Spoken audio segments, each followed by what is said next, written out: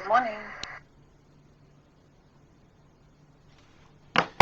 Ooh, having a slow start over here.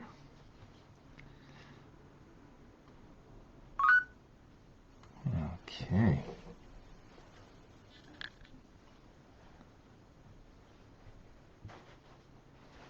Good morning and welcome to Mystical Teachings from the Tanya. I'm Rabbi Fine, coming to you from Chabad Zichron Kadeshim in Montreal, Canada, where it's a privilege and a pleasure to share with you the Tanya. We say good morning as we do every morning, so let everybody get in online, whether you're on Facebook, on Clubhouse, on Instagram. So we have Liba and Davida, good morning from New York, welcome. We have from Tangier, Morocco, Rabbi, welcome, shalom. David in Montreal, welcome. And Batya, also originally, not originally actually, also from Montreal.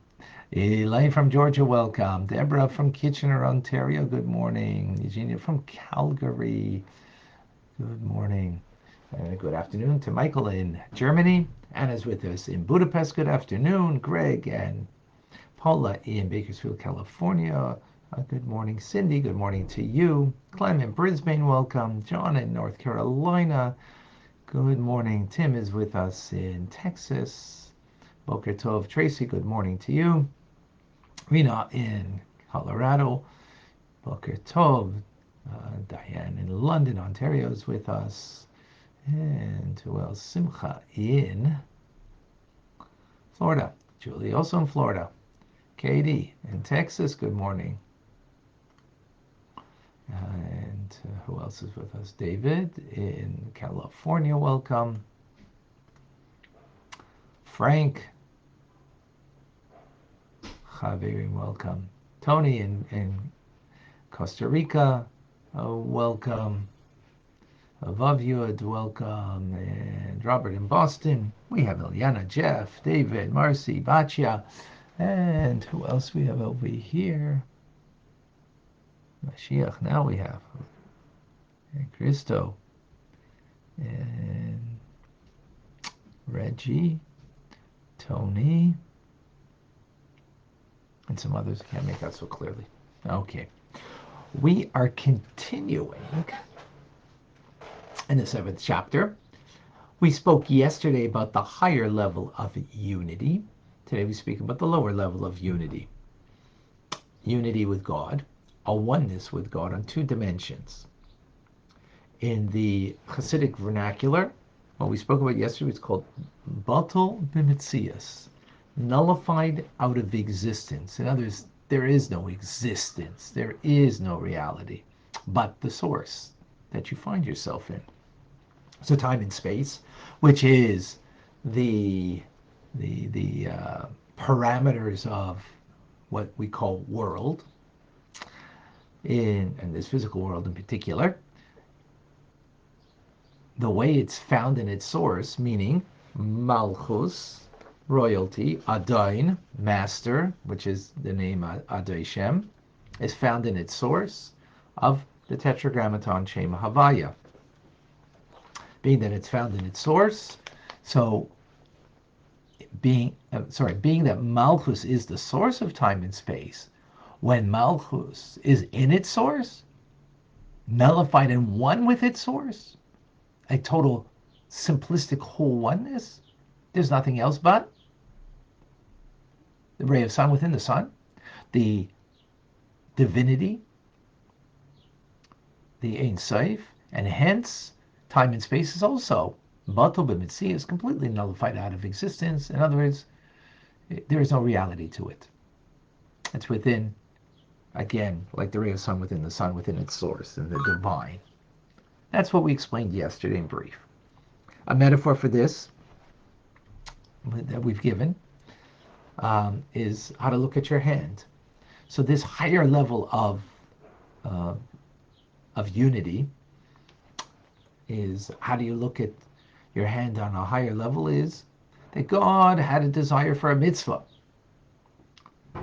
of charity, tzedakah.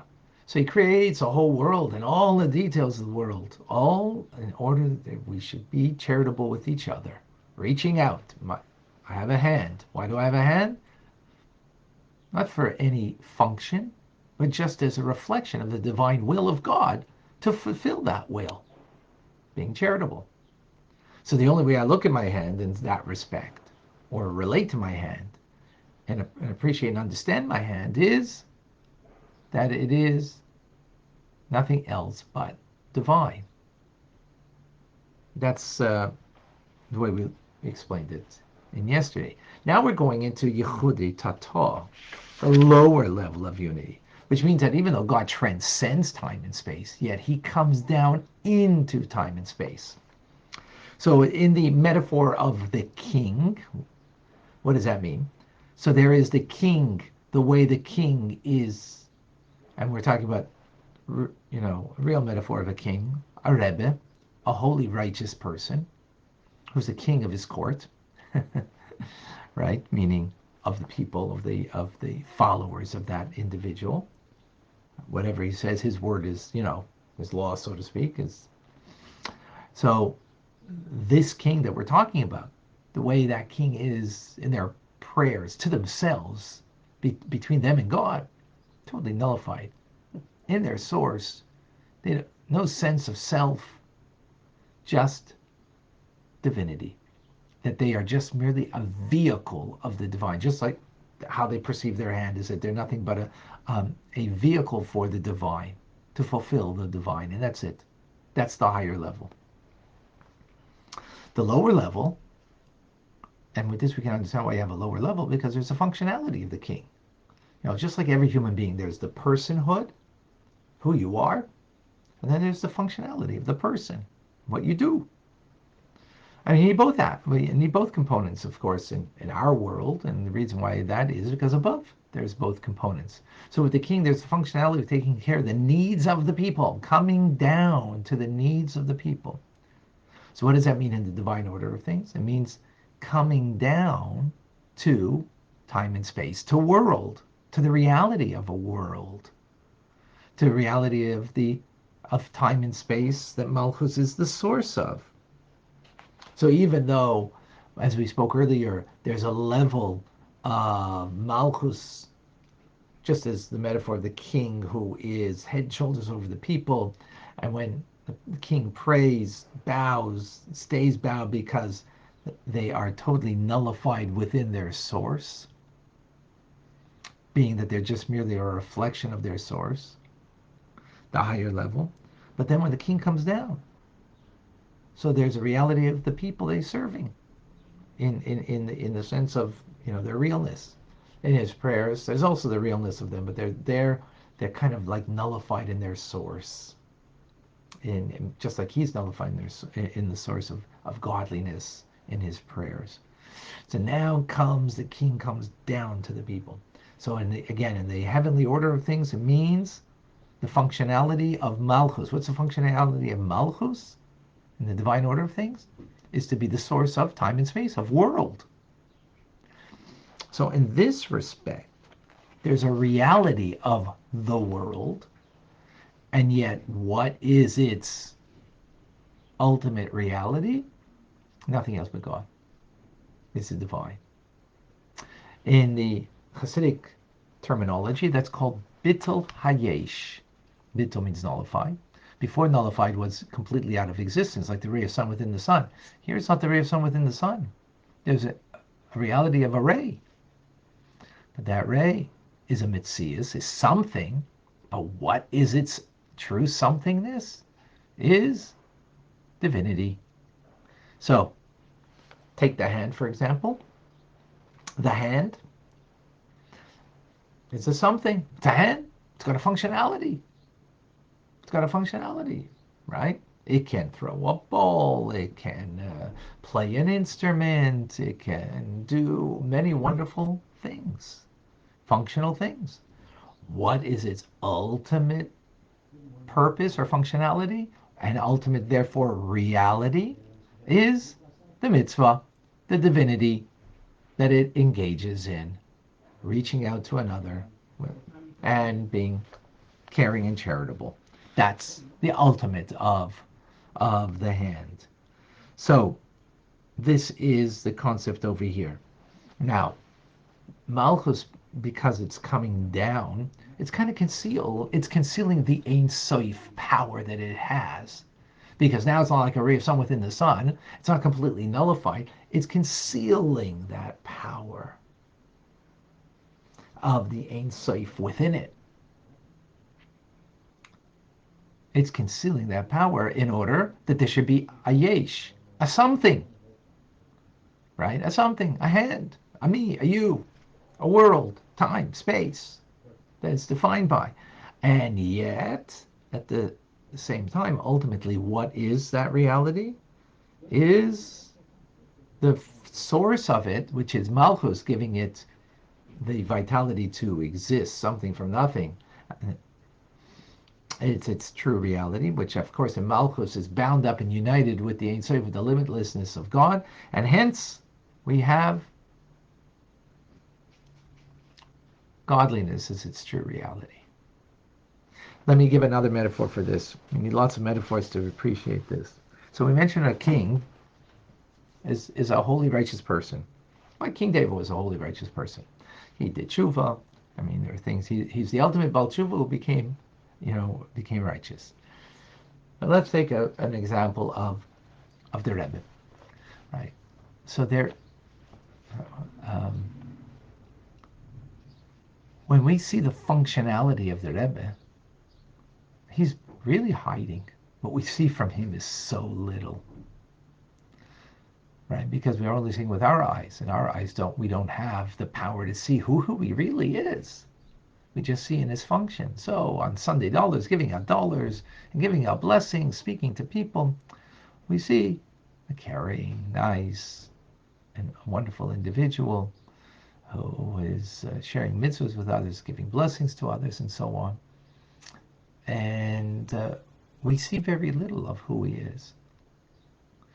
But then there's the Rebbe, the way he is bound up in his source, in it, and let's say, let's put it, thinking about another in his prayers. That's a different reality. There you're, in his world where he's at, on his divine level of being bound up with God, and in those thoughts, is in a different plane, as opposed to when you buy dollars and he gives you the truth is, I might be saying wrong thing here. I'm just giving this as a metaphor to explain. Yeah, it could be, might be very, very much off in the metaphor. So maybe we should leave that metaphor because I could see it both ways. Anyways, so it's a very short class today. Now, you might ask, so what's the difference between the two? We're going to go find out later. And what's the value of this lower level of unity? Is what we're going to learn from the lower level of unity, that ultimately it goes more through and through to the details of all of creation. And within the details of creation, that there is a detail of creation, but what is its ultimate reality? Nothing else but him, divinity. As opposed to the higher level. Higher level means because the light of God is such more emphatic, more real, more powerful, like the ray of sun within the sun. But there, it doesn't take in the finer details of creation, because on that level, there is no creation. There is no time and space. The ray of sun within the sun. So there's a virtue on both things, both dimensions. And in a sense, there's a virtue of a person for who they are to themselves, by themselves. And then there's a virtue of the person in their functionality, how they come down into time and space, into a world, in relationships with others, in doing things within the world. Both things are necessary. And we have that in our day. We have our day being starts off with the higher level of unity and prayer. that, there's the higher dimension of the person is engaged with your heart and soul into connect to the divine, where their, prayer ultimately can bring us to a higher awareness of God, and nullification to that higher level of God in prayer. Well, we do after prayer. Well, we can study a little, like we're doing right now, and then you go out in the world and make a living. You're out in the world, meaning your functionality in the world, right? And there, in the details of the day, which on that level, hey, there's a reality out here of making $1.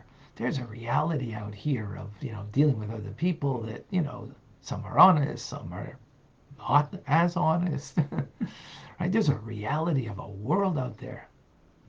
But then when you work it through, you come to a reality that what is that reality? Nothing else but God. It's a something, but what is that something? Is really godliness and divinity. What does that mean? That at the end of the day, you recognize that you're working, you're doing, you're functioning within the parameters of a world, but in every detail of that functioning, you connect to the divine of that level, of that event, of that person, and that moment. That's the lower level of unity to accomplish. So we need both things. We need to be able to pray. We need to learn, like we're doing right now, that by learning you're so uplifted to such, something that can be that you sense from the learning that, hey, work. There's no work. There's no, there's no nothing out there. All there is being absorbed in the divine. And that's the sense that you have, that that's the only thing. Okay. But then you go to work. Then you go into a world and engage in the world.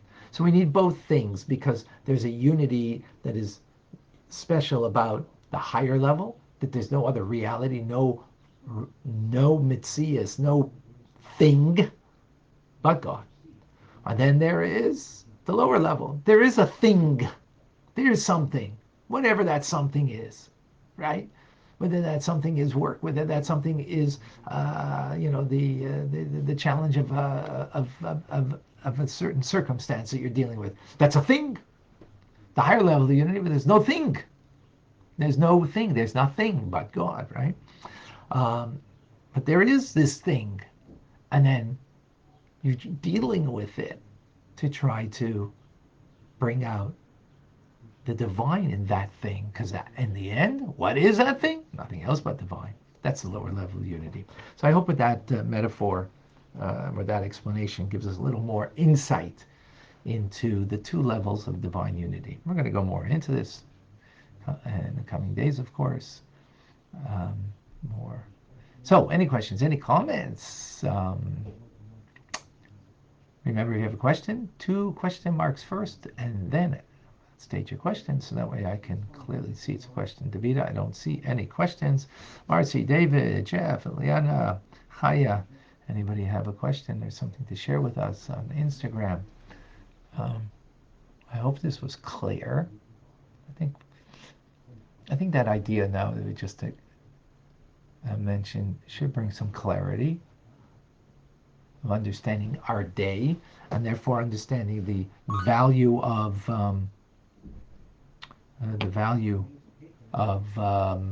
doing the value of the function of our functionality during the day. Eliana, and then followed by David. Good morning. Good morning, Eliana. Good morning. So maybe if you can help me, just this is the way I've always kind of thought of that. When you think of the ray of the sun, a lot of Hashem, Creator, coming through, and then into down to the lower worlds, where there's various energies of Klipa that cover that light, which reveals what we see as the things in this world.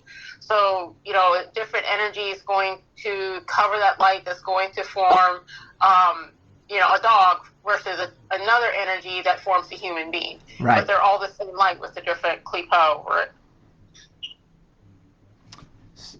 So you're asking, You're Is asking her that about the kind of, that's various how I types of. thought of it. Is that, well, I guess what I'm asking is that that's how I've always thought of that. Is that kind of, is that accurate, or how would, or can you just guide me on that?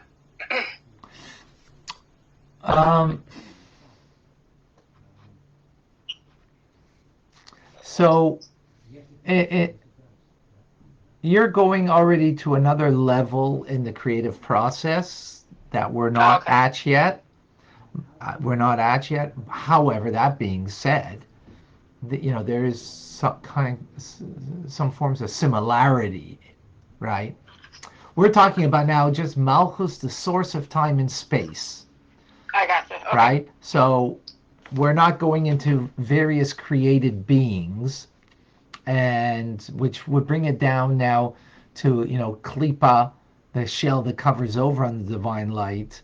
That's already more gradations in the process, which we're going to get into that later on in later chapters. Right now, we're just giving the general overview and understanding of the two basic unities, and when we speak about klipa, the shell that's covering over on the divine light, of course, what's happening in that respect, there's no divine unity there. There's a disunity. Here we're talking about there is a unity. In the unity with the divine, there's two different perceptions of it. A perception, the higher the perception of the lower, right? The ray of sun within the sun, or that there is a ray, there is a reality of something, but what is that something, right, is ultimately nothing but the divine, as we just explained, right? So, and metaphorically, I'm just, and giving that just as a metaphor, your prayer can be something, an experience of the higher order uh, of uh, of unity, in the sense that prayer can bring us, it's a very lofty level to be able to do that, to a place where we sense nothing else but God's reality. Sometimes we have those moments in prayer, right, where there's no sense of selfhood in that moment. And then you're going into the world and you're making a living. There's very, you're not totally nullified on that level. There's a thing there. There's things there in our lives. And there, so when we speak about klipa, so that's already, that thing becomes a deterrent to the divine. Here, it's an expression of the divine. Okay. So that, but yet that being said, you can have that understanding on different levels within the klipa. You can have something that is completely evil, shalish klipas atmeus, that's completely covering over, and completely from a negative source. Relative to that would be, something that is a mixture of good and bad, and therefore can be used to be elevated or degraded. So that's, relatively speaking, there is more divine light in Klipas Noiga than there is in the three completely abhorrent forms of Klipa. Um, so, in that sense, there is something comparable. But it's not a unity, though. That's the difference. Here we're speaking form of unity and oneness with God. Okay. Thank you. Thank you. David. Yes. No, I was just going to reiterate what you generally said what I was going to say, but basically you're talking about the higher level unity, which is everything is Hashem. Everything we're feeling is Hashem, but the lower is that we feel ourselves and we feel a separateness, and again, ultimately, I believe we need to connect and take the lower and just because everything is, as you're saying, is covered over, and we don't see Hashem's light in around us. But as we know, as the teachings give us, is that ultimately everything is Hashem. Yeah. So. All right, thank you. Eugenia says, I know now that the lower level of divine unity is achieved through Malchus, which provides definition of time and space, giving details to physical existence. At the same time, Malchus is completely bound up with the source, binding all physical creations with the divine source, which is the only true existence. Yes, very good, excellent. Um, excellent, thank you. David, I know now that there are two different levels of the unity with Hashem. Higher, that everything is nothing but God, and the lower, that we feel ourselves, right? We feel a reality to the yesh, to something. Okay, excellent. Anybody else? I know now that. Okay, I don't see any other questions. Did I miss something? Or is there more?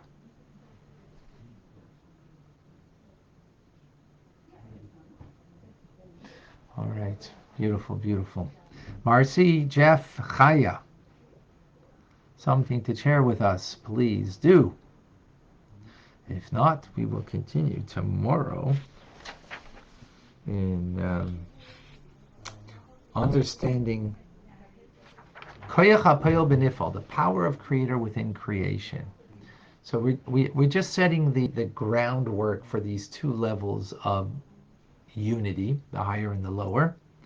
And as I just remind you of the many examples that we have so we can appreciate this, and why examples, metaphors are so important, because we're speaking about an abstract idea, and therefore we need metaphors to appreciate it. So we have in a king, the being of the king, and the functionality of the king. We have the hand, the metaphor of the hand, right? Two ways to look at the hand. And then we have our day, right? When our day is involved in something that is of holiness, like prayer.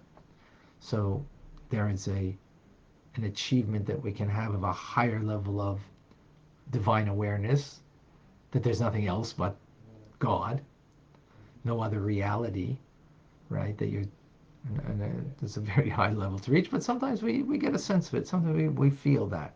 Sometimes you can feel that in a melody, in a Hasidic melody, or learning, or in different possibilities where we can have a sense of that. And then at that level there's no thing. There's nothing. There's nothing. You don't sense anything but that connection and being in your source. And then there is this thing and that thing, this person and this issue and this challenge and this thing I got to do and that thing I got to, so on. There's a reality to something, but ultimately, what is its reality? The divine in it, right? And that's another metaphor to give us an appreciation to this idea.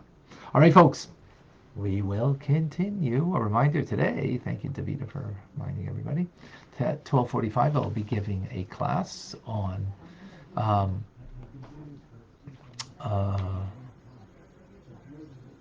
now on my yeshiva, which are now on Tuesdays and Thursdays from 12 to 1:30. Rabbi Mendy gives at 12 to 12:45. I give from 12:45 to 1:30.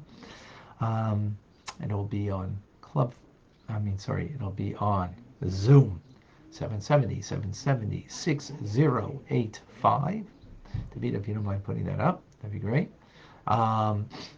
It'll be there. It'll be also on Facebook, Chabad ZK, and possibly even on Clubhouse. Perhaps, depending on what I'm doing. All right, folks, I'm Rabbi Ronnie Fine, coming to you from Chabad Zichron Kadeshim in Montreal, Canada. It's a privilege and a pleasure to share with you the Tanya. Have a wonderful day. Thank you for joining. Thank you, Eliana, David, Marcy, and Chaya.